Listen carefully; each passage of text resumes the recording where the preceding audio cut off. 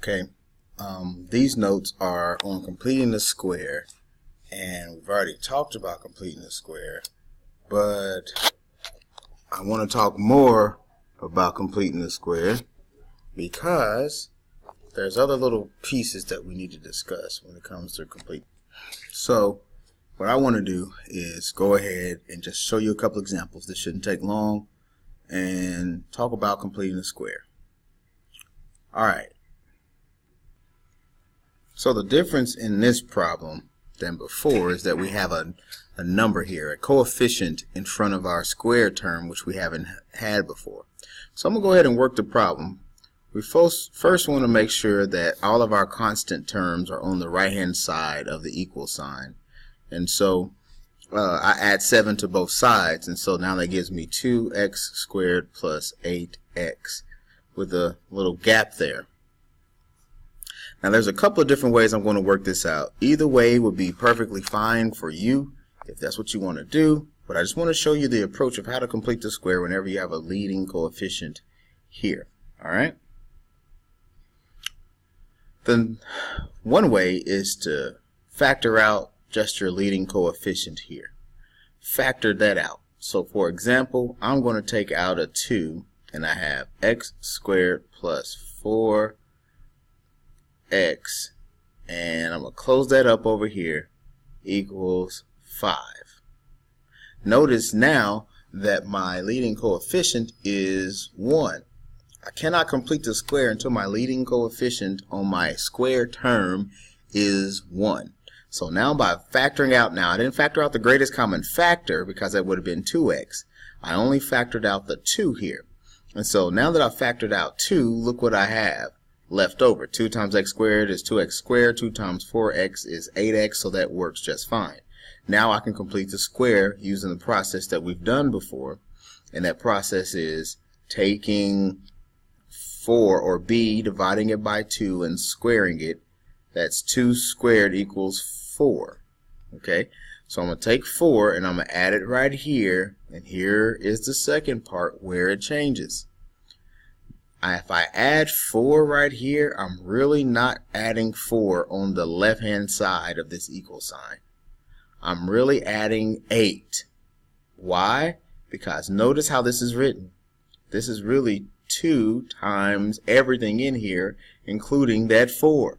So I'm not going to write plus 4 over here. I'm going to write plus 8 over here. And I wrote 18 for some strange reason. I'm going to write plus 8 over here. Alright? So, again, why did I add 8? Because whatever I put over here, I have to multiply by whatever's taken outside. Alright? So now let's simplify. This becomes 2 times x plus 2 quantity squared equals 13. Remember, this should factor into something times itself.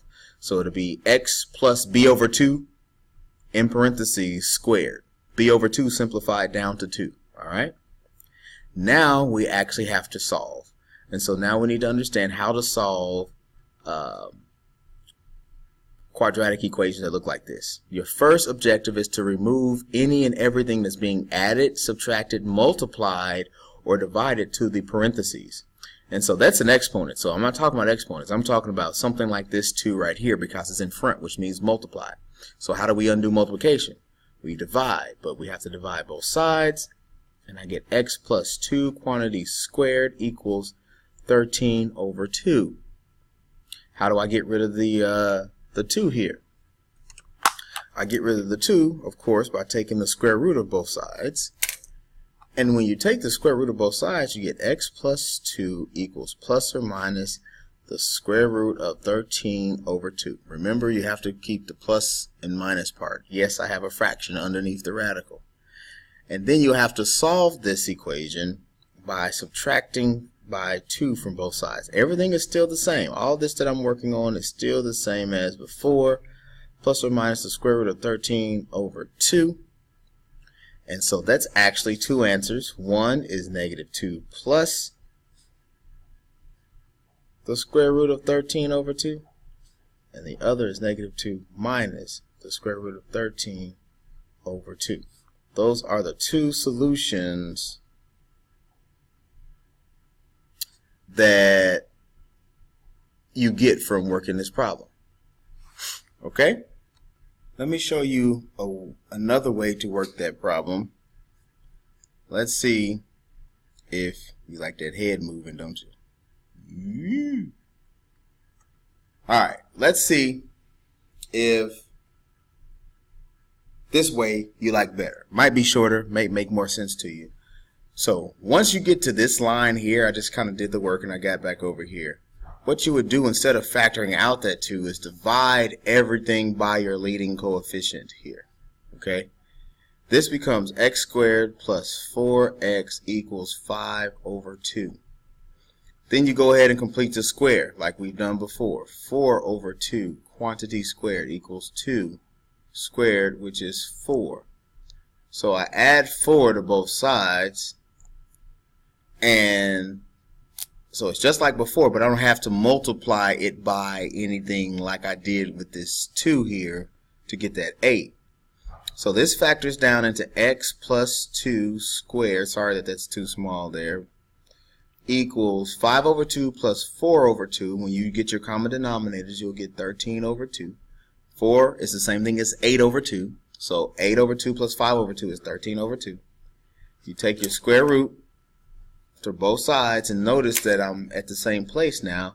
I'm going to get x plus 2 equals plus or minus the square root of 13 over 2. Subtracting 2 from both sides, and you get x equals negative 2 plus or minus the square root of 13 over 2, which again is the same answer that we got before. So what I'm saying is the difference here is that over here I factored out a 2. You can do this whenever your 2 terms left on this side actually are common factors, at least as far as the numbers are concerned, the coefficients. And this is doable here also because you can divide that into each one of those. This one you work, you just divide everything by 2. Some people may like this one, but I guess that most of you guys are going to prefer this method.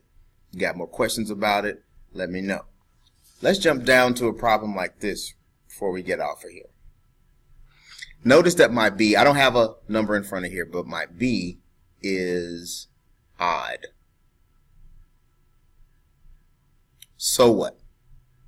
We're going to still complete the square. C is already on the other side. I don't have to worry about that. So I'm going to say negative 7 over 2 quantity squared. See, negative 7 over 2 doesn't simplify or reduce to a whole number. And I'm not going to change it to a fraction, and you shouldn't either.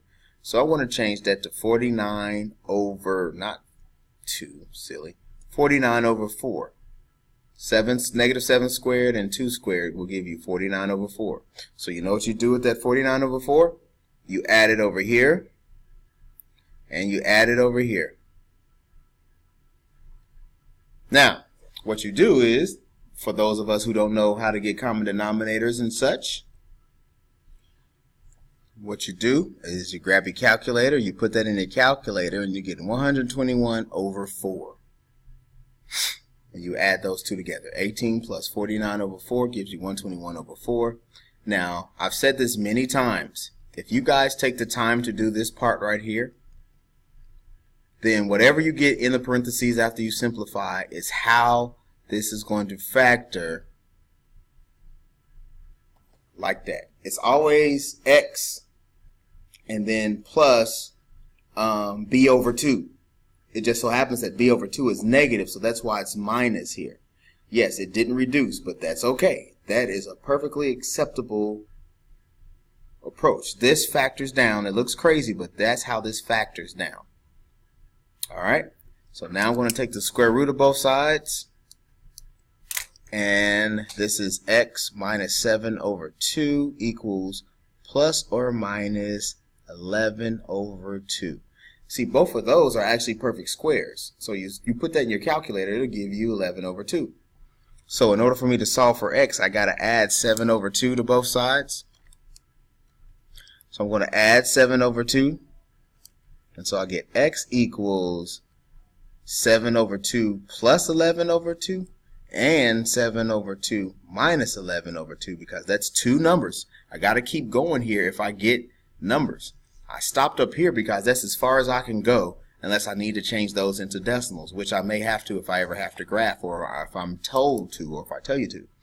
Here we get 18 over 2, and 18 over 2 is 9. Here we get negative 4 over 2, and negative 4 over 2 is negative 2.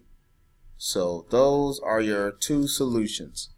So what's the big deal about these notes here? These notes here are asking you to factor or complete the square whenever your leading coefficient is not 1, or whenever you're leading, or whenever you have a odd number for your b. It doesn't matter. You can still do both. If there are any questions, ladies and gentlemen, what you could do is call 1-900 I'ma come to tutoring to ask any question. See ya.